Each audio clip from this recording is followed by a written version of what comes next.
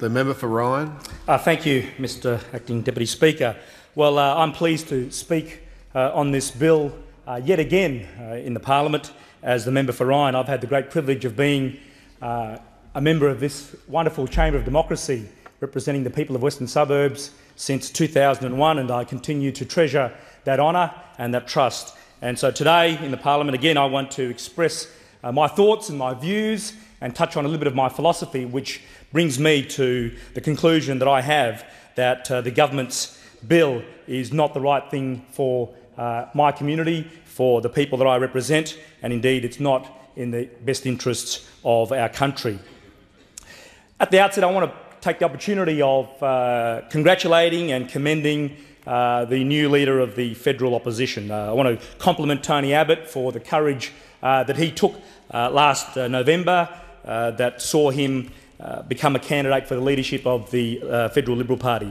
I'm sure that everyone would agree with me that holding the position or the office of the leader of a national political party is indeed a distinct privilege, and so I want to pay tribute to him, and equally in good grace I want to pay tribute to his predecessors, Dr Nelson and Mr Turnbull, for their efforts in trying to deliver government for the opposition. Of course, they had great challenges in their own way, and Dr Nelson would have been deeply disappointed at his replacement by Mr Turnbull, and it is only in the nature of humanity and emotions that Mr Turnbull would have been equally distraught by his loss to Mr Abbott. But I think it's important for all of us to extend goodwill and grace in such circumstances. These things are never easy, but they're also not personal. They are the life of politics in a sense. So for my part, and on behalf of those people who I represent and who do have high regard for both Dr Nelson and Mr Turnbull, I think it's important that I put it on the record my own thoughts in that respect. Mr Deputy Speaker, Last December, following the change of leadership, I received an email from one of my constituents, from Brookfield, Stuart from Brookfield, and he wrote to me as such, and he said, I have never before been motivated to contact my local member in 30 years of voting. I note that you have not supported Malcolm Turnbull and Ian Macfarlane in their recommendations on the ETS. Despite the spin that you have placed on your website, you are clearly a climate sceptic. For the sake of our children, you have lost my vote. Mr Deputy Speaker, I want to first of all thank Stuart very kindly. Obviously, I'm not going to mention his last name because I haven't had the opportunity of calling him and asking for his consent.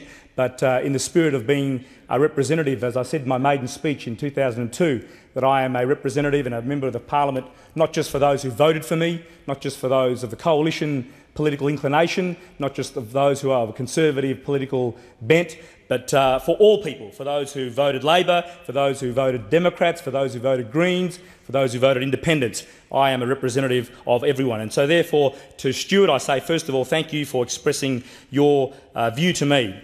And I want to respond to Stuart because that is my duty as his local Member of Parliament. The first point I want to make, I want to make 3 points in relation to this. The reason why I don't support the government's ETS legislation is that it's a great big tax. It's a great big fat juicy tax. It's going to be a tax on business, it's going to be a tax on families, it's going to be a tax on every sector of our economy. The second reason is that it's a great big lie. It does not deliver the emissions that will make an ultimate impact on reducing global emissions that will supposedly, according to the Prime Minister, save our world and save our civilisation. Emissions will still exist, they will just exist in other places, in other economies. What happens under this ETS is that they're traded, and more of those 2 points later. The third point is that the consequence of this ETS, in my humble judgment, is that it will cost jobs. It will involve the export of Australian jobs to developing economies, in Asia in particular, to places like China, to places like India, that really it cannot be in our national interest. Hundreds of thousands of jobs are going to be lost because they are all either directly or indirectly connected to energy, to electricity, to power. Our modern way of life means that energy and power supplies and electricity is at the heart of our lifestyle, the very way we conduct our business. Energy is at the heart of that. The fourth point is that with the ETS, there would be a total transformation of the economic architecture of our country, of our economy. More to the point, this would happen in a very short space of time. This would be happening in literally a handful of years.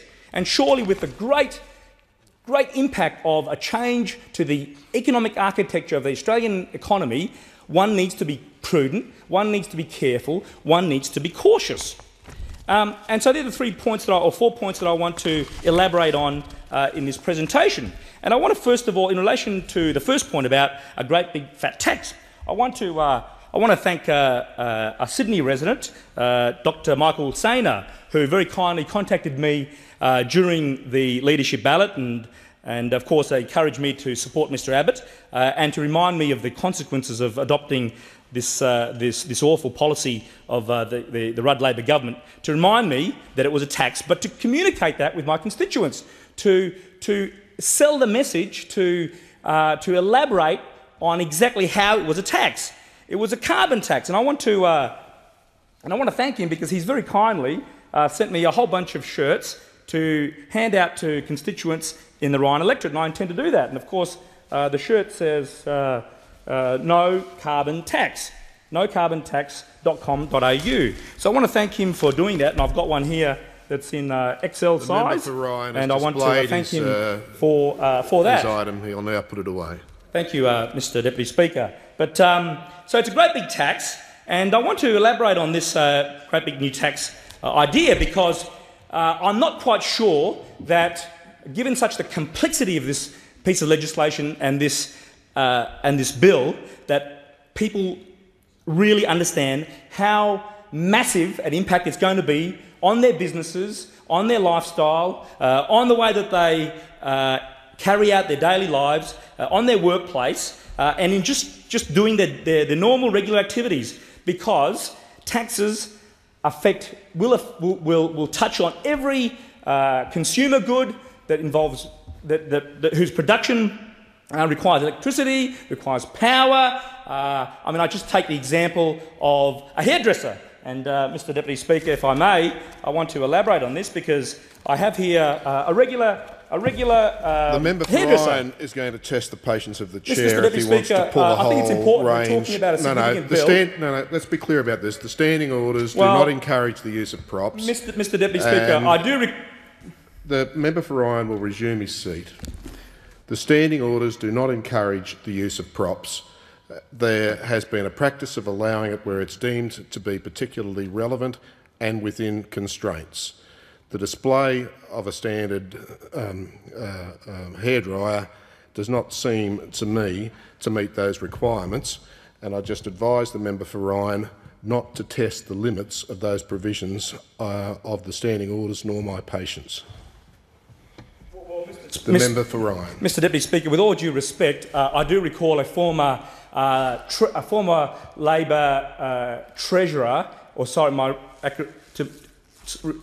for accuracy, a former leader of the Australian Labor Party, who was also the shadow treasurer, hold up a little pyjama bear to express a point in relation to the GST. And with all due respect, I think it's highly relevant.